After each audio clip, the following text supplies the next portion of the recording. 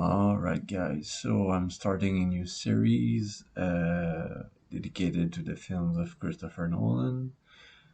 Not because Christopher Nolan is my favorite filmmaker, far from it, but because I think in the current era, he has become very idyllic, and I mean he's very popular. He has a blank slate at Warner Brothers. He has a lot of power in Hollywood. So what he wants to do, he usually does to get it to do it. So I've started fresh. I've started with his first ever released movie called Following, which is I don't know the year. But yeah, black and white movie. It's very short. It's an hour and 8 minutes. Um, very Christopher Nolan. I'm gonna say that often, but of course, it's written, directed, edited by Christopher Nolan. Um, it happens in London. It is the story of a young, 20 something writer that starts following people, and one of the people he follows um, ends up being a thief, a burglar that takes him under his wing, and they do a series of burglaries together. And he writes about it, and he gets caught in a very memento flash forward way, manipulated by this man who is called Cobb, which I believe is the same name from Leo DiCaprio's character in Inception. So yeah, I really enjoyed it. It's it has the same problem. It has one problem, and it's Christopher Nolan's only one problem usually, because he writes everything himself, and because he directs everything himself. And there's something that happens when you direct. Well, I can't say for sure, but my point of view, something that happens that when you create everything, the dialogue, the characters, the direction, the editing, the when you have an overview of when you have a, a free mind to direct everything, there's something that happens that sometimes with Christopher Nolan's films gets a little bit unnatural, because, as I said, I, it's not to say he's a bad director or a bad writer.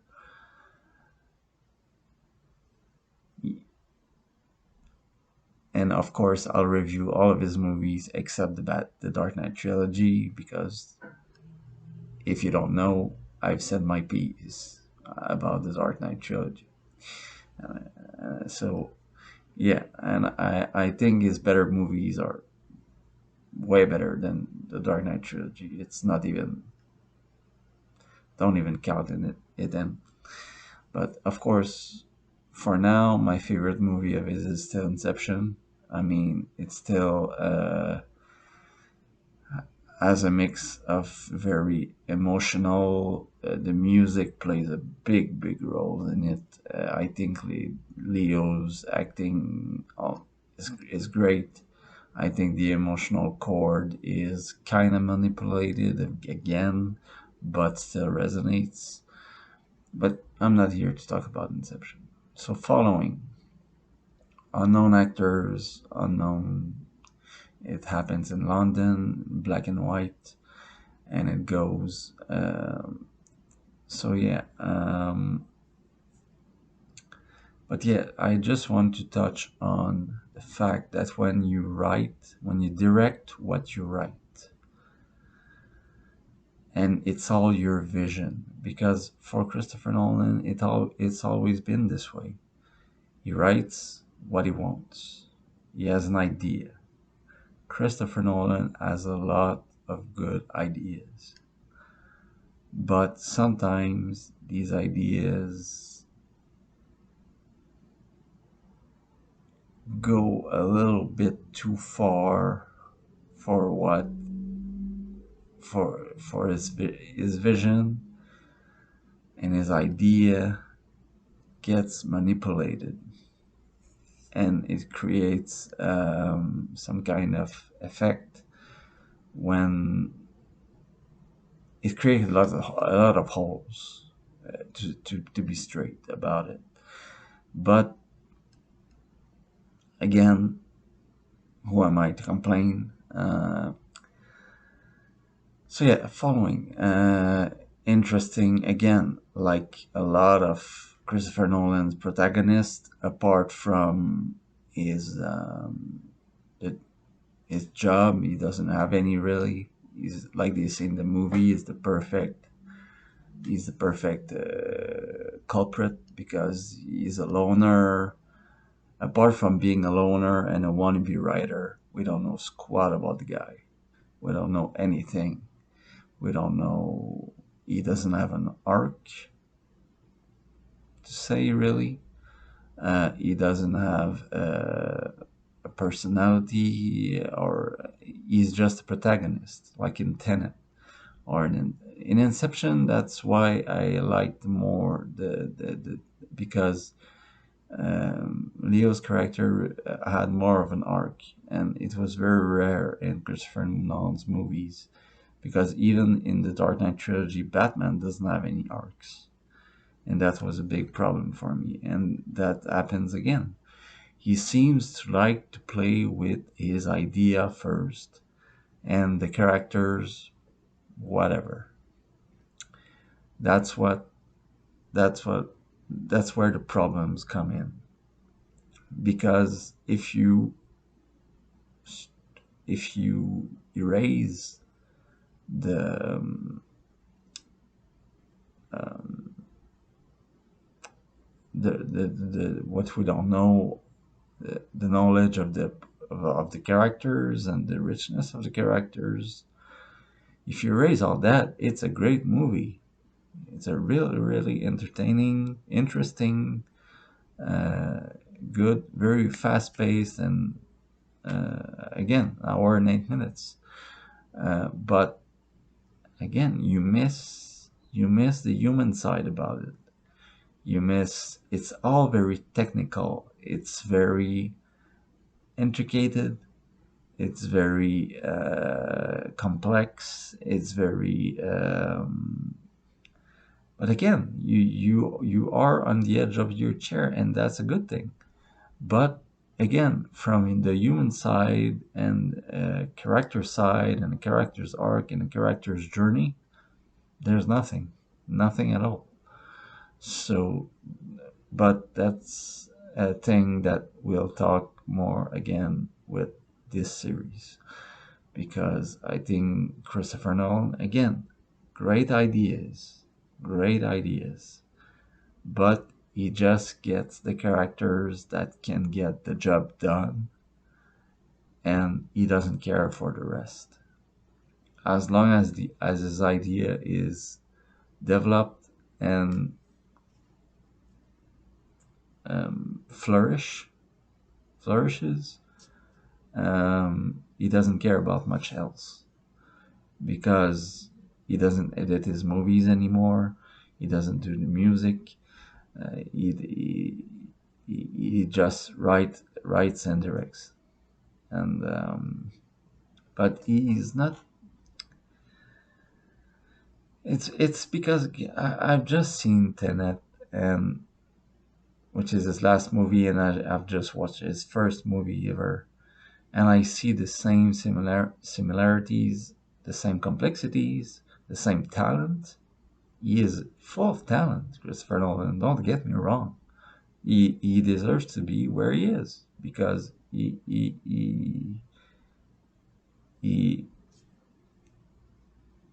straightforwardly created his place in Hollywood. He did it himself. So good for him. But that's not to say that years later, I don't know, 2 decades later, or I don't know how old this film is. Um, his style of writing and his ideas, they've just blown out of the sky as budget wise and action wise. And I mean, Christopher Nolan by today's time is one of the biggest influences and biggest directors in Hollywood. Nobody, I don't think people can really say no to Christopher Nolan. I mean, actors want to be in his movies, talent want to be attached to him, studios want to. I mean, he's always with Warner Brothers, but I don't think that Warner Brothers will say a straight no to Christopher Nolan. Um, but yeah, I'll just this will be a short review because I think if the question is should you bother watching it, I think you should. Um, um, Even if you're not a fan of Christopher Nolan, it is a good. It is a legit good movie. It is, I think, the start. I think the first act is really more interesting than the last, which is strange. But it's Christopher Nolan movie, so he he does things weird.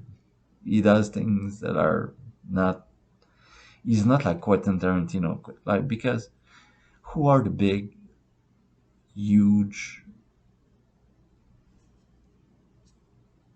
no debate directors in Hollywood? The two biggest, Quentin Tarantino and Christopher Nolan. They both have their. They both make their own ideas, their own stuff.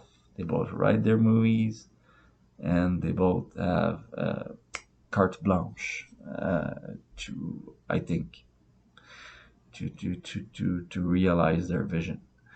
So, um, but Quentin Tarantino he is all about dialogue and character. Christopher Nolan is all about um, moving the pace, mystery, thrill, and action. He still doesn't know how to film a fight scene. I hope someone one day puts his hand on his shoulder and say, you know what, I'm gonna help you create good fight scenes. Because, but that's talk for another day. So, following, if you can get your hands on it, I think you should watch it. It's even if you don't like it, it's an hour.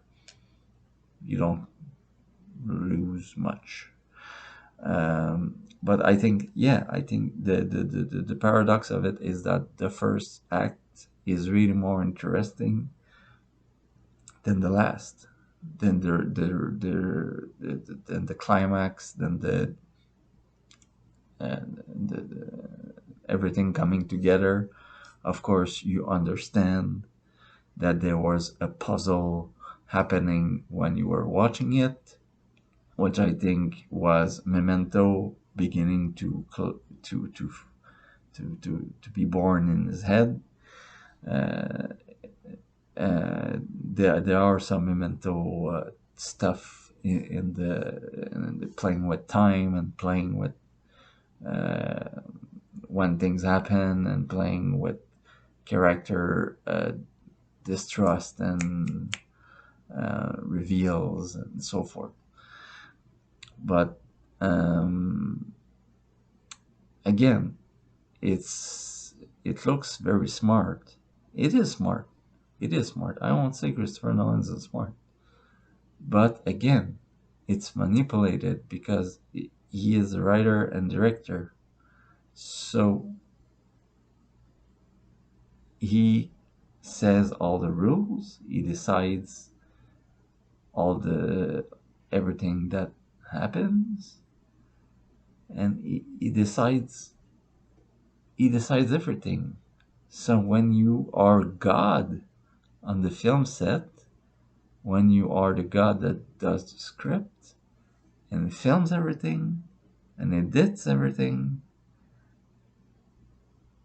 and it becomes easier to manipulate the circumstances than like being a beginner director doing a script from someone else that you cannot change, that you cannot redact, that you cannot do anything with it but what the studio pays you to do. You do a job. Christopher Nolan doesn't do jobs, he does passion projects. And that's the big difference in the vision and the realization of his movies. So it's not to say that it is a bad thing. Sometimes it is, sometimes it's not.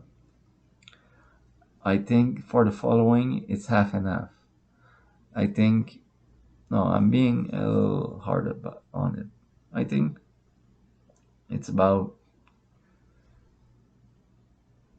60% good ideas and 40%, no, let's say 65 to 25. 65% good idea, um, good structure, smart pacing, but 25% a little manipulation about the but how can get this to how can this happens at the exact time it has to happen, and how he chooses to follow which with the guy he chooses to follow, and how certain items goes there, and how he, he all the lies and the final manipulations. The the the protagonist that again doesn't have, he is a fly on the wall. He just happens to be there because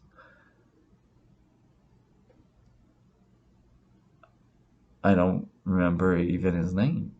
But that's the thing in Christopher Nolan's characters. But to tell you the truth, I was going to watch Interstellar because I've only seen Interstellar once in the theater, and I have never watched it again. And during that process, I told myself, well, if I'm going to dive into Interstellar, which is a heck of a movie that I liked, um, and it's again, and there are certain things like I've just seen Tenet, and I was thinking about Tenet, and I was I was thinking about Dunkirk. His only movie I haven't seen yet is Dunkirk. Because I didn't see the appeal. I wasn't interested in it. But now with this series, I'll have to watch it, and I'll have to rewatch. I won't rewatch the Dark Knight trilogy for obvious reasons. But yeah, so the following, I'll give it a good 8 out of 10. I don't like giving ratings, but it but for me, it for 8 out of 10, for me it means it deserves your attention. It deserves you spend an hour of your time watching it. It deserves you thinking about it a little, And yeah, it's not a movie you easily forget because it plays with a lot of concepts that are interesting for everyone. Um, and it sticks to the mind like Memento does. But Memento was the biggest, broader, tighter, absolutely. It was the biggest project, the bigger vision. It, it, Memento is that was is like is building his training wheels to do a movie like Memento next. I think that if I can resume the following in one phrase in one sentence, that's what I would tell you. It was Christopher Nolan getting his hands dirty and crafting his wheels to roll into Memento, so that he would be able to have the money to do it and the validation to do it, the validation of his talent. And we all have to begin somewhere. And for a first movie, I think it's very solid. I think it's interesting.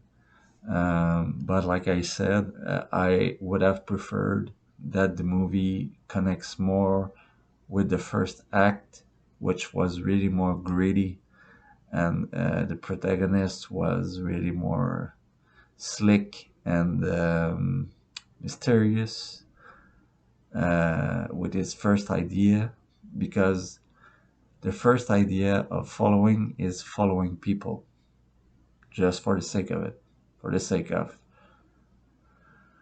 amusement, curiosity, writing, um, research, uh, um, enjoyment, tension.